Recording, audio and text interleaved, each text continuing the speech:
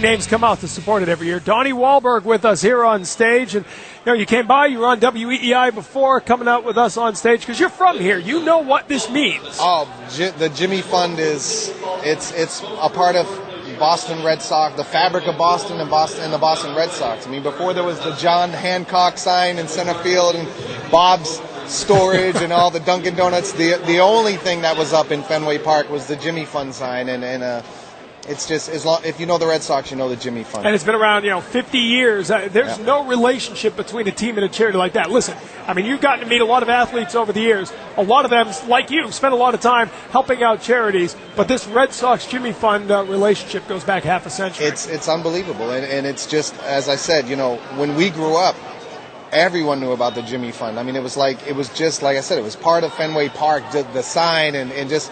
Everyone knew about it, and it's one of those special things, for the people of Boston and New England. It's a wonderful cause, it's a wonderful thing, but just the way that we have all grown up with it just makes it part of our lives, and it's very special. And you see the response you get. I mean, the people who've come out to every year to support this, this telethon. It's amazing. All right, you wrapped up the tour late spring, right? It's when the new kids wrapped up the tour? Actually in the early summer. It was early summer by the time it wrapped up. Great reviews, great turnouts. Was it fun for you? It was absolutely unbelievable. I didn't think going back and doing it again could ever be as much fun.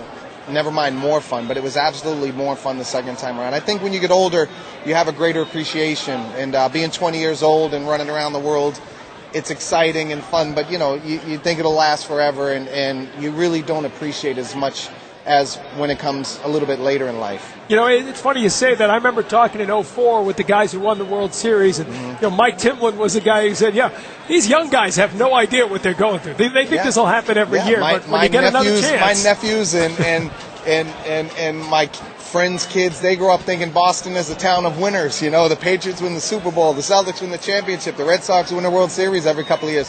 They don't know the agony that we went through, and it's been quite amazing here for the last little while. That's a great point. I watched my 7-year-old son break down in tears when the Pats lost to the Giants in the Super Bowl. You have no idea what we went through. We did that back in the day. Every year, forever. It seemed like, but it's also a great summer because I got to say, I don't want to get off subject here. But I saw you. I was going to ask you. I saw you go over and talk to Jim Rice. Jim Rice, came on. I'm so happy. Jim, I don't want to embarrass you. I know he's a very, very, very humble man, but to see him finally in the Hall of Fame means so much to me. When you grow up in the 70s, and the way you hear people talk about baseball from the 50s and the older generations of baseball. My dad talked about his baseball heroes and Ted Williams, and people talk about Mickey Mantle was their hero, and for me, Jim Rice was my Mickey Mantle. He was the guy that I counted on every day to bring the Red Sox through and to hit the game-winning home run, and it probably, for me, every year seeing him not get the votes to get into the Hall of Fame